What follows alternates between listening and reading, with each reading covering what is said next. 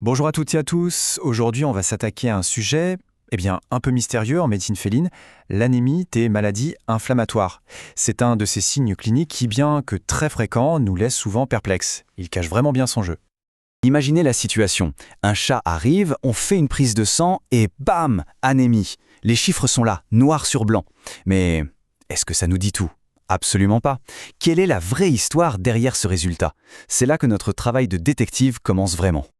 On entre maintenant dans le vif du sujet avec notre symptôme silencieux, le mystère de l'anémie des maladies inflammatoires. Et le mot-clé ici, c'est vraiment mystère. Parce qu'en réalité, ce n'est pas tant un diagnostic final qu'un premier indice, une piste à suivre.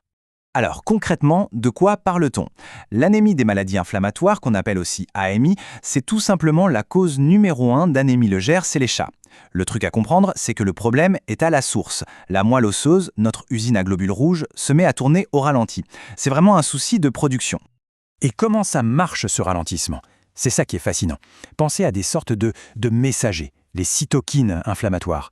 Quand il y a une inflammation quelque part dans le corps, même si on ne la voit pas, ces cytokines sont libérées. Elles circulent partout et en gros, elles vont toquer à la porte de la moelle osseuse pour lui dire « Hé, du calme, on ralentit la production ». Et hop, l'usine à globules rouges se met en mode économie d'énergie. Et c'est là qu'on tombe sur un vrai paradoxe clinique. Le problème, c'est que cette fameuse inflammation, la cause de tout, elle est souvent complètement invisible de l'extérieur. Le chat a l'air bien, il n'a pas de fièvre, rien. Et pourtant, à l'intérieur, ça chauffe. C'est ça qui rend le diagnostic si piégeux. Heureusement, on a des indices. Les tout premiers, on les trouve dans les résultats de la prise de sang. D'abord, l'anémie est légère, pas de chute spectaculaire. Ensuite, et c'est crucial, on regarde les globules rouges. Ils ont une taille normale, on dit normocytaire, et une couleur normale, normochrome. Et surtout, l'anémie est non régénérative. Ça veut dire que la moelle osseuse reste les bras croisés, elle ne tente même pas de compenser. C'est vraiment la signature, l'empreinte digitale de l'AMI. Ok, on a notre profil sanguin. Maintenant, place à l'enquête. On va devoir passer en revue tous les suspects habituels, toutes les autres causes possibles d'anémie. Et ça, c'est un point absolument fondamental à retenir. Le diagnostic d'anémie inflammatoire, c'est ce qu'on appelle un diagnostic d'exclusion. On ne peut pas le prouver directement avec un test. La seule façon d'y arriver, c'est d'éliminer méthodiquement toutes les autres possibilités, une par une. Alors, c'est parti. On va maintenant écarter les imposteurs. On va prendre chaque suspect et voir s'il correspond aux preuves qu'on a. Premier suspect sur la liste, la carence en fer. La différence, elle saute aux yeux au microscope. Rappelez-vous, dans notre cas, les cellules sont de taille et de couleur normale. Eh bien, dans une anémie par manque de fer, c'est tout le contraire.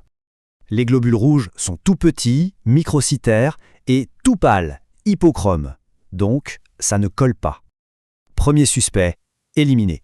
Suspect numéro 2, un problème de rein. Là, pour le coup, c'est assez simple à vérifier. On fait une biochimie pour regarder les paramètres rénaux, une petite analyse d'urine en complément, et si tout est dans les clous, on peut rayer la piste rénale de notre liste sans hésiter. On continue avec le troisième suspect, l'anémie hémolytique à médiation immunitaire. Là, la différence, c'est le rythme, la temporalité. Notre anémie inflammatoire, c'est quelque chose de chronique, qui s'installe doucement et qui reste légère. L'HMI, elle, c'est une urgence. C'est brutal, aigu et souvent très sévère. Et on termine notre tour des suspects avec les lésions oxydatives. Pour ce type d'anémie, il y a quasiment toujours un coupable externe, un déclencheur. On va chercher si le chat n'a pas mangé de l'oignon, de l'ail ou avalé un médicament toxique pour lui comme du paracétamol. S'il n'y a rien de tout ça dans l'historique, cette piste devient très improbable. Bon, on a éliminé tous les autres suspects. On tient notre diagnostic. Mais attention, en réalité, on vient juste de soulever un coin du voile. Résoudre l'énigme de l'anémie ne fait que nous montrer qu'il y a un problème bien plus grand caché derrière. L'image de l'iceberg est absolument parfaite pour ça. L'anémie légère qu'on a diagnostiquée, ce n'est que la petite pointe qui dépasse de l'eau. Le vrai monstre, la vraie cible de notre enquête, c'est tout ce qui se passe en dessous, la maladie cachée qui provoque cette inflammation. Il faut bien comprendre que l'anémie n'est pas la maladie, c'est juste un signal d'alarme. Donc, l'enquête est loin d'être terminée. Au contraire, elle commence vraiment maintenant. Il faut passer à l'étape supérieure, l'imagerie. On va faire des radios du thorax, une échographie de l'abdomen, bref, on sort les grands moyens pour aller trouver d'où vient cette satanée inflammation. Allez, pour finir, récapitulons les points essentiels à garder en tête, un peu comme le manuel du parfait détective clinique. Ce tableau, c'est un super pense-bête. Il résume tout ce qu'on a dit. D'un côté, les différents types d'anémie, et de l'autre, les caractéristiques des cellules et la réaction de la moelle osseuse. C'est un outil hyper pratique pour s'y retrouver et ne pas se mélanger les pinceaux entre les différents suspects. Donc, si on devait tout résumer en 4 points à ne jamais oublier, ce serait ça. 1. L'AMI, c'est la reine des anémies légères et non régénératives. 2. Son portrait robot, c'est des cellules normales en taille et en couleur. 3. On la diagnostique en éliminant tout le reste. Et 4. Le plus important, le but du jeu, c'est de trouver et de traiter la maladie qui se cache derrière. Alors voilà, la prochaine fois qu'une analyse de sang montrera une petite anémie chez un chat, il faudra se poser la question quelle histoire est-ce que ça essaye de nous raconter? Parce que la réponse, bien souvent, elle n'est pas dans les chiffres, mais bien au-delà. Merci beaucoup.